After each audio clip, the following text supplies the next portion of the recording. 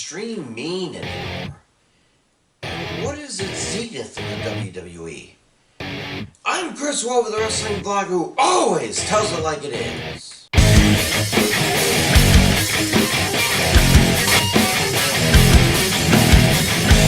Back in the early 2000s, the WWE decided to celebrate one of the companies it bought up by giving the superstars from said company a pay-per-view of their own. Hence was born ECW One Night Stand. Then former ECW stars and then soon to be current ECW stars entered the ring in the same building Raw emanated from for so many years to remind the world why the E in ECW was changed from Eastern to Extreme. And it was awesome. The next year they did it again, only it was in essence ECW versus WWE, ending with Rob Van Dam cashing in the Money in the Bank contract on John Cena and taking the belt. Damn good thing too, there were signs in the building that said, "If John Cena wins, we riot." And you do not want to piss off fans of a show that encouraged the crowd to toss their chairs into the ring one time. That led to a 3+ year experiment with ECW as a third brand to Raw and SmackDown. However, the brand wasn't Extreme very often, and the two one-night stands that followed barely had more than a few ECW stars in it. Hence why it was changed to Extreme Rules, and it started being filled with all sorts of stipulation matches, usually ending with the titular match for a title. That meaning no DQ and no countout, with the fall counted only in the ring. That type of match would also be called a no-holds-barred match, I guess as a nod to the first of Hogan's zeros during his film career. But these days, even with the TV shows going from TV PG to TV 14, it's hard to go really extreme. See, because that usually means drawing blood. They actually had a match some time ago called First Blood, where the loser is the first to be shown bleeding. But even with Triple H in charge of creative, he said that there's no place in today's WWE for deliberate bleeding, or blading, as the old-timers call it. The matches available to the superstars may look extreme, but as long as no one gets deliberately turned red, it just doesn't seem that way anymore.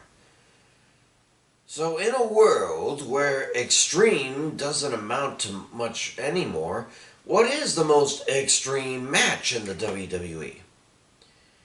It's definitely not the steel cage. Hasn't been that since the early 1990s. Before that, the 15-foot-high steel cage was what ended feuds once and for all. I still recall how bloody the match at WrestleMania 2 between Hulk Hogan and King Kong Bundy was.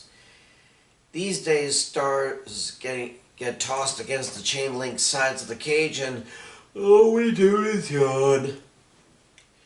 What about what I call the steel cage on steroids, Hell in a Cell? Well, the only time that actually can be called extreme is when the so-called inescapable cell is escaped from by one or both competitors.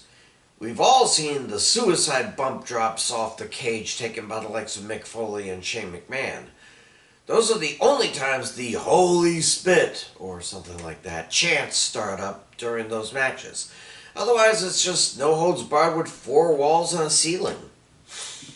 And what of the Extreme Rules / no-holds-barred match? Yeah, they can get pretty bad. And the potential for injury is there as long as those who build the ring keep putting all sorts of stuff under it. It's not quite as bad as Hell in a Cell, though. No cage to drop from. Elimination Chamber? Part Hell in a Cell, part Survivor Series, part War Games, as Bischoff promoted it. It allowed for much more chaos with 6 superstars in an elimination match, but unless weapons are tossed into the chamber, the most extreme it gets is someone jumping off the top of one of those cells. You can't even get any weapons as the Chamber of Events going under the ring. And when they started padding the floor of the chamber that surrounds the ring, that dropped its extreme rating greatly. Lumberjack match? Only if said lumberjacks had something to strike the tossed out superstar with. Strap match? Welts and lesions, sure, but only looks more brutal than it really is. TLC match? That is, if it ever returns.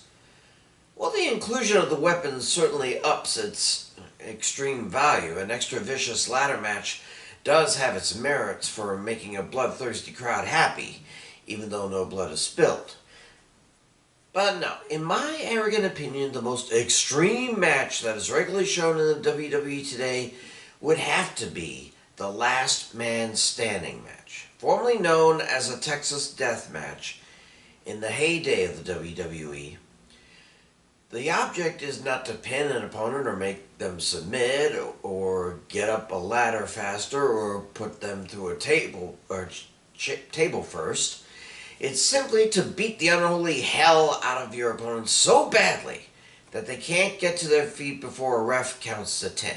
It's more akin to the Falls Count Anywhere /hardcore /ECW rules matches, as the match could end anywhere, not just in the ring. Could end on the entrance ramp, amid the tech equipment, backstage, in the parking lot, anywhere. And you can use tables, ladders, chairs, stairs, stuff from the merch booth, a hot dog cart, the announcer's table, a forklift, anything to keep your opponent from answering the count. I mean, let's face it, was not the best part of SummerSlam last July the Last Man Standing match between Roman Reigns and Brock Lesnar? It's so damned unpredictable that someone could bring a freaking tractor to the ring and use it in the match. Still, that truly is as extreme as it gets in the WWE these days. I doubt the Liv Morgan's Ronda Rousey Extreme Rules match next week will be quite as memorable. Gruesome? Likely. Painful to watch? Very likely. But the idea of extreme more or less died along with ECW. I mean, perhaps it's for the best if it cuts out CTE cases and major surgeries, but it ain't nothing like the good old days. Ow. I'm Chris Wolvie, the Wrestling Blog, who always tells it like it is. Stay safe, pray for peace, and I'll see ya